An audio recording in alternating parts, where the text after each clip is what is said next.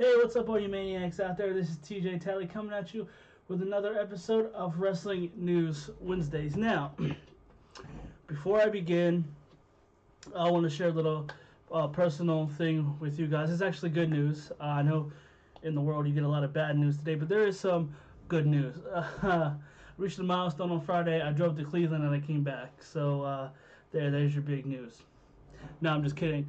I did do that, but on a real note, I am now a home owner, so this beautiful space is now mine. So happy to share that with you guys. Me and my wife just signed the papers and stuff this morning, so now we are officially home owners. Big step, but I'm happy. So yeah, this is now mine. Alright, so I ain't gonna bore you guys with any of that other stuff.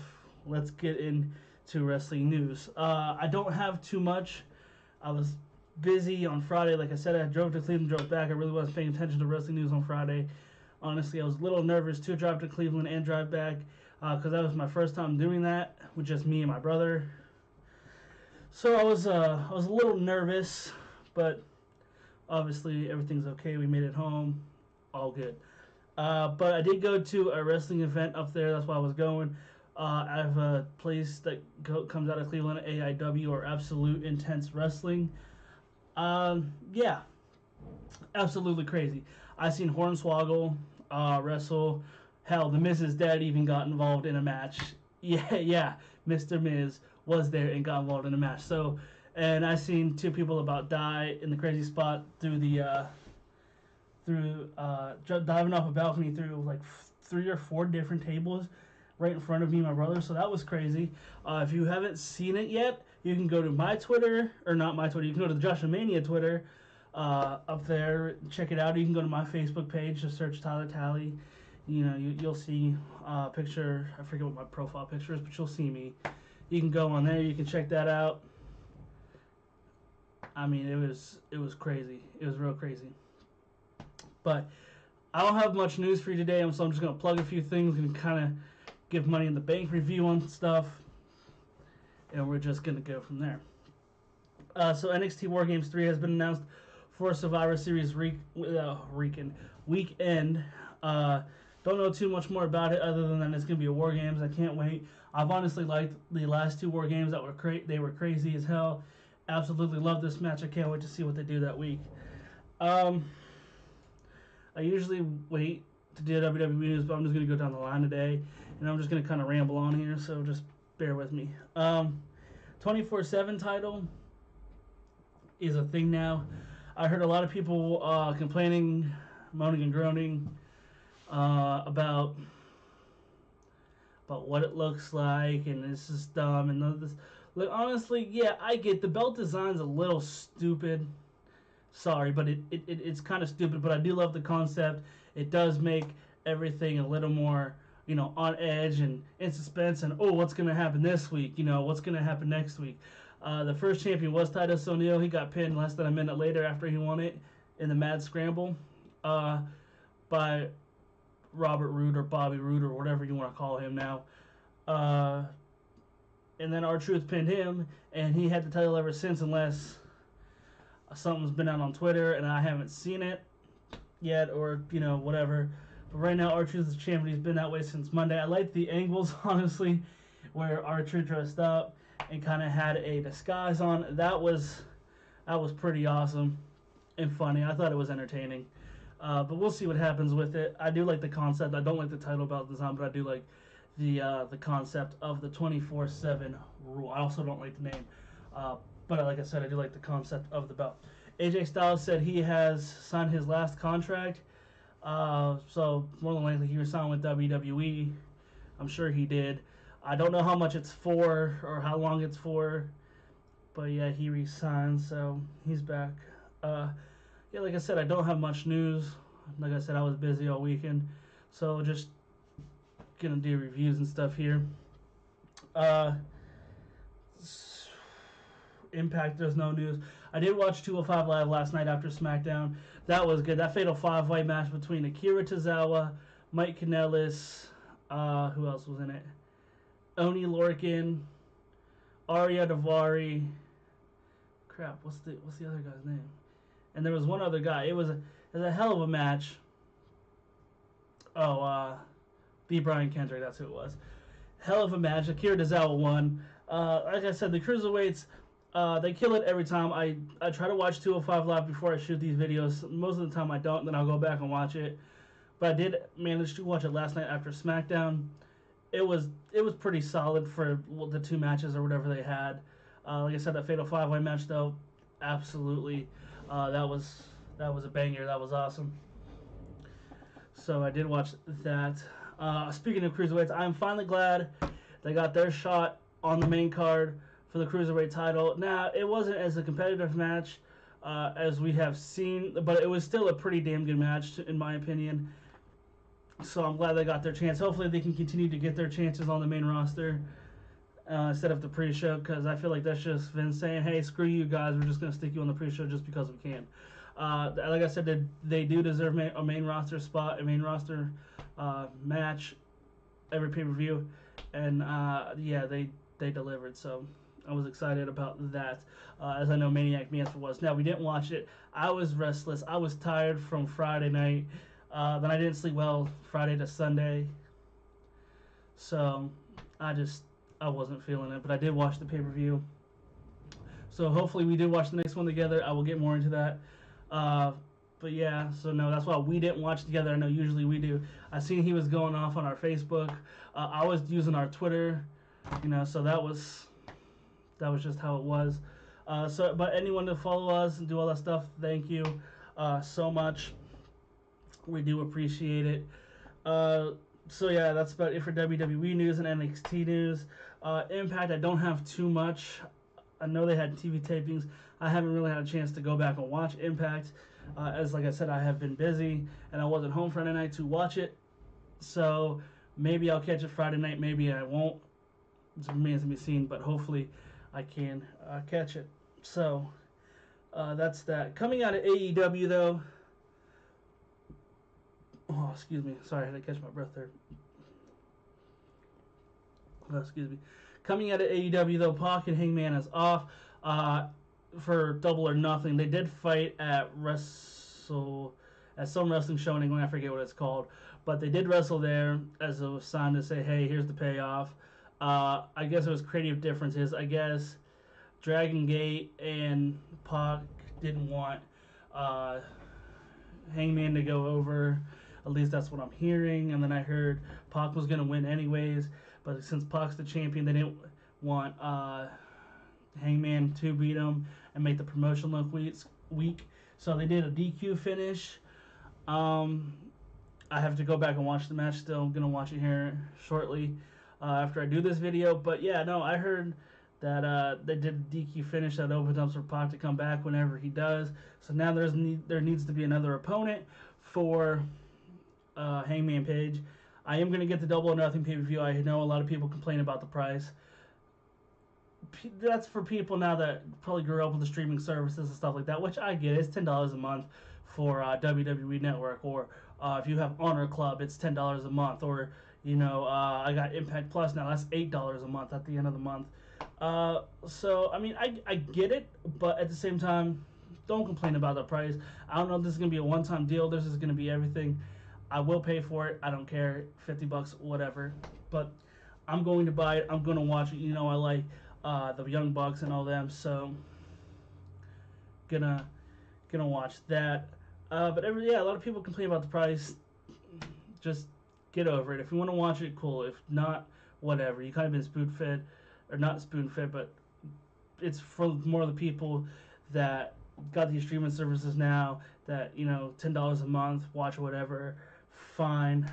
I know WWF or WWE pay-per-views used to be like $50-$60, like in 1999 to 2000s and stuff like that. It used to be like $50-$60 every pay-per-view. So, but that's what people don't realize. And then I seen people complaining about it, so I went back and I checked. What would $60 be in 1999 compared to today? What was like $75? So people complaining about the price, just be thankful that you're not paying $75 or whatever it was for it, and that we're only paying $50, because they could charge us what $50 was back then. They could charge us that now and charge like $80 for it, but they're not. They're putting it for $50.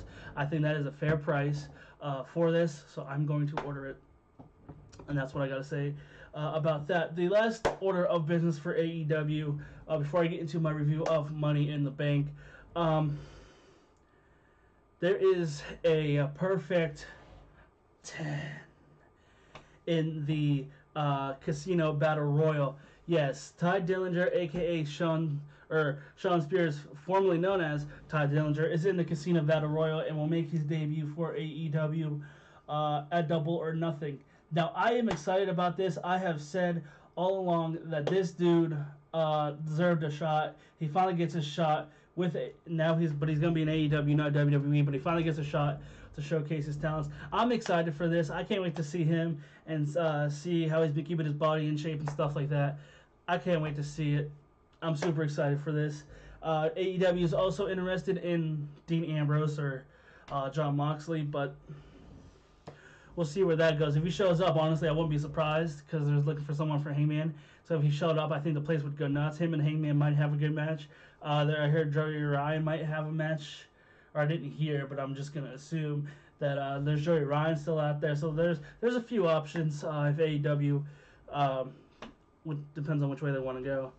Now, so that's all I got for news, but I am going to talk, or at least give my review on Money in the Bank. I thought it was a solid pay-per-view. Now, a lot of people complained that, oh, this happened and this happened and this happened. Look, to me, for what it wasn't a bad pay-per-view. I thought the Women's Money in the Bank with the opener was good.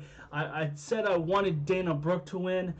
I am happy Bayley won, don't get me wrong, and I'm glad she did, but Dana Brooke, though, she did her thing. She went out, she deserved that, she needed to be there, and it was the women, man. I know the crazy spots and stuff Naomi did, and this and that. All the women did phenomenal.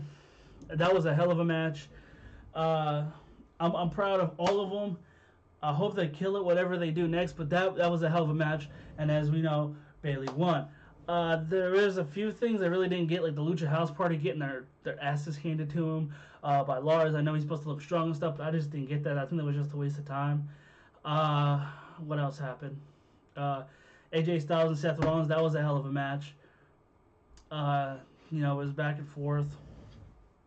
Ultimately, Seth Rollins won. Kofi and Kevin Owens, I don't think was that bad. Obviously, Kofi retained. Going back to the Rollins and AJ Styles match, though, I like when he went for the stomp and somehow it got reversed into the Styles Clash, I believe. Yeah, that was pretty awesome. At least I thought it was. But yeah, I'd have to go back and remember because honestly I was half falling asleep. But I did watch most of it. I thought it was good. A lot of people complain about Brock at the end, and I'm gonna dive into that right now because it's probably the last thing I'm gonna talk about. But I get that everyone's upset. Now, don't get me wrong. I like Brock Lesnar. I think he's awesome and all that stuff. But I don't see why he had to win Money in the Bank. I really don't. Maybe that's his way of getting his rematch with Seth Rollins at Super Showdown because that's the rumor going around that he's going to fight Rollins. So maybe he'll cash in, have a fair match, and lose it. Who knows? So then I heard they're going to have big plans for whoever wins the Money in the Bank this year. So maybe he cashes in on Kofi and becomes WWE champion and takes that title for a hiatus. I don't know. I don't know what's going to happen. Like I said, I do get why people are mad that he won because the other 7 athletes put their bodies on the line, and it was a hell of a match. I mean, that spot with Andrade and Finn, where Andrade flipped over the ladder and powerbombed Finn into the ladder, and then Ricochet going through the one ladder. I mean, it had some amazing spots. It was a hell of a match, and then to have Brock come in and get it, that was just without even taking a bump. Like, that was stupid. I'm not going to rant too much on that. I'm just going to say it was stupid, and I can see why people are pissed off about it. He does make a lot of money for the WWE, and he is a big money guy, so I think that's why they had him win. But at the same time, I don't like it either, as much as you guys don't, but it is what it is. We can't do anything about it. Like I said, those athletes put their body on the line only to have Brock come in climb up a ladder and grab the damn briefcase. It doesn't make any sense to me. But I'm not gonna get excuse me. I'm not gonna get into it too much. But that is it. So yeah, no, like I said, Money in the Bank, good. I give it a solid B. I'm not gonna say B plus, but it was a nice solid B, nice solid show. But as the craziest spot I've seen was, as I've mentioned it before, you can go to the Joshua Mania Twitter, or you can go to you can go to Joshua Mania Twitter. You can go to my Facebook. I'll probably upload it on the Joshua Mania Twitter here, or not Twitter, Joshua Mania Facebook here. So if you guys go to it, you guys can see it. Yeah, it was a crazy spot. They jumped off a balcony through tables and then have right in front of me and my brother. So that was crazy. So that was the craziest thing I've seen all weekend. Like I said, I'll post it to the Joshua Mania Facebook here in a second, like I have the Twitter, so you guys can see it if you guys have not. And if you hear someone screaming, that's my brother. Just don't mind him. You might want to turn down your volume. He's a little loud.